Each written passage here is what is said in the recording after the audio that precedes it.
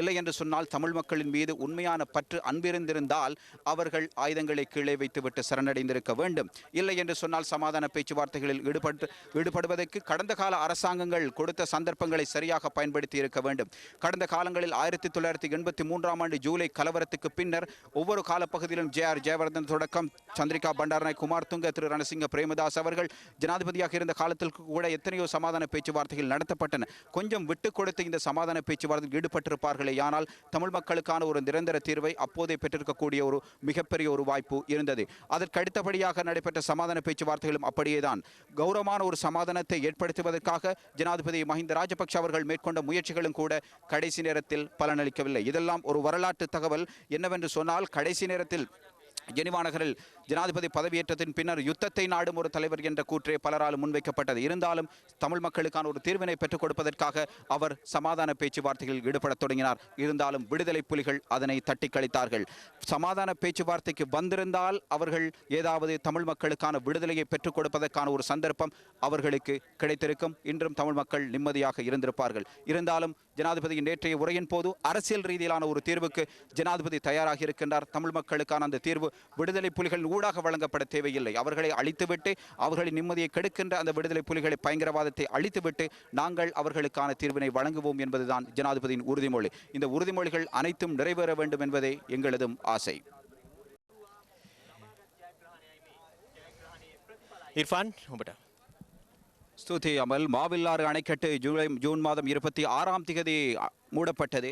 இதன் மூலமாகத்தான் இந்த நாட்டில் மனிதாபிமான நடவடிக்கைகள் ஆரம்பிக்கப்பட்டன.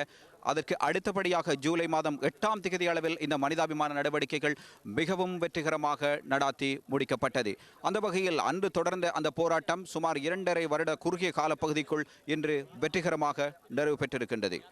இப்பொழுதோ அந்த பகுதிகளில் இருந்து மீட்கப்பட்ட ஒவ்வொரு பிரதேசங்களும் கட்டியெழுப்பப்பட வேண்டிய ஒரு மிகப்பெரிய சவால் எமது நாட்டு தலைவருக்கும் எமக்கும் இருக்கின்றது. அந்த வகையில் எமது நாடு கட்டியெழுப்பப்பட வேண்டும், அபிவிருத்தி செய்யப்பட வேண்டும் என்பதற்கு சகலரதும் ஒத்துழைப்பு தேவை என்பதே எமது கருத்து. எமது நாட்டிலே பயங்கரவாதம் முற்றாக ஒழிக்கப்பட்டு எமது நாடு எப்பொழுது சுதந்திரம் பெற்ற ஒரு நாடாக இருந்து கொண்டு இருக்கின்ற ஒரு சந்தர்ப்பத்திலே இப்பொழுதோ இவ்வளவு தூரம் இவ்வளவு குறுகிய காலத்துக்குள் இவ்வளவு பெரிய வெற்றியினை பெறுவதற்காக யாரெல்லாம் தங்களை அர்ப்பணித்தார்களோ அத்தனை இராணுவ முக்கியமான தளபதிகளும் அவர்களோடு இணைந்த ஒவ்வொரு படையணிகளின் தளபதிகளும் இங்கே வருகை தந்து சென்றார்கள். அந்த வகையில் இங்கே இருக்கின்ற ஆயுதங்களை நீங்கள் ஏற்கனவே கண்டிருப்பீர்கள். இந்தளவு ஆயுதங்கள் இருந்தும் எல்டிடியினரால் எமது இராணுவ வீரர்களை தோற்கடிக்க முடியாமல் போனது துர்ப்பாக்கியமான நிலைமை என்று சொல்கிறோம். ஏனென்று சொன்னால் தமிழ் மக்களின் சாபம் எல்டிடியினரை தொற்றிக்கொண்டமையே அவர்களது வீர விளையாட்டுக்கு முற்றுப்புள்ளியாக அமைந்தது என்பதுதான் உண்மை. வைக்கப்பட்டிருந்த மக்கள் மீட்கப்படுவதற்காக இராணுவத்தினர் மேற்கொண்ட நடவடிக்கைகள் மிகவும் லாபகரமான முறையில் வெற்றி கொள்ளப்பட்டது. இதற்கு அடுத்தபடியாகத்தான் இராணுவத்தினர் இந்த வெற்றி மிக பாரிய அளவில் பேசப்படுகின்ற ஒரு வெற்றியாக மாறியிருந்தது. கிட்டத்தட்ட 2 லட்சத்துக்கும் அதிகமான மக்கள் மீட்கப்பட்டார்கள். அதுக்கு பிறகும் 50,000 60,000 என்ற கணக்குகளில் மீட்கப்பட்டார்கள். கடைசியில் எல்டிடிஇ தலைவர்களை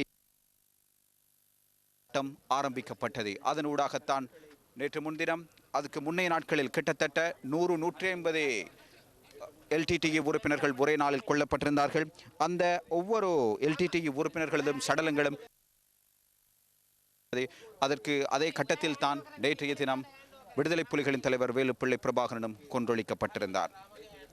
இதற்கு அடுத்தபடியாக தமிழ் மக்களுக்கு ஒரு சரியான தீர்வினை பெற்றுக் கொடுப்பதற்கான ஒரு சிறந்த காலகட்டமாக இந்த காலகட்டத்தை இந்த கடல் சூழ்ந்த இந்த பகுதி மிகவும் அழகான பகுதி. இந்த பகுதியில் ஒரு திறந்தவெளி பிரதேசமாக காணப்படுகின்றது. அந்த மக்கள் இந்த பகுதியிலே எவ்வாறு வாழ்ந்தார்கள் என்பதை நினைக்கின்ற பொழுதோ மிகவும் கவலைக்குரிய ஒரு விடயமாக காணப்படுகின்றது. எம்மில் பலர் இந்த பிரதேசத்திலும் இம்மக்கள் இருந்தார்களா என்று எண்ணத் தோன்றுகின்றது. அந்த அளவுக்கு புதுமாத்தலன் பகுதியில் எல்டிடிஇ தலைவர்கள் தங்களை காத்துக்கொள்வதற்காக இங்கு மக்களை தடுத்து வைத்திருந்தார்கள். மலசல வசதி கூட இல்லாத ஒரு பிரதேசம், தண்ணீர் கூட அருந்த முடியாத ஒரு பிரதேசமாக இந்த பிரதேசம் காணப்படுகின்றது. அப்படிப்பட்ட ஒரு கஷ்டமான ஒரு சூழ்நிலைக்கு தமிழ் சகோதர மக்களை அவர்கள் அவர்கள் கொண்டு வந்து சேர்த்திருந்தார்கள். இனி எந்த விதமான பிரச்சனையும் யாருக்கும் இருக்கப் போவதில்லை. தமிழ் மக்களுக்கான ஒரு விடிவு காலம் பிறந்துவிட்டது, சுதந்திரம் கிடைக்கப் போகின்றது என்ற உண்மையான செய்தி இங்கு பறந்திருக்கும் இந்த தேசிய கொடிகளின் ஊடாக எங்களுக்கு புலப்படுகின்றது.